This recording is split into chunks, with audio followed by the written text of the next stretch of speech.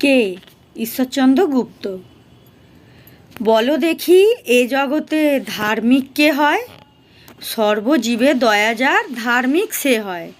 বলো দেখি এ জগতে সুখী বলি কারে? সতত আরোগী যেই সুখী বলি তারে। বলো দেখি এ জগতে বিজ্ঞ বলি কারে? হিতাহিত বোধ যার বিজ্ঞ বলি তারে।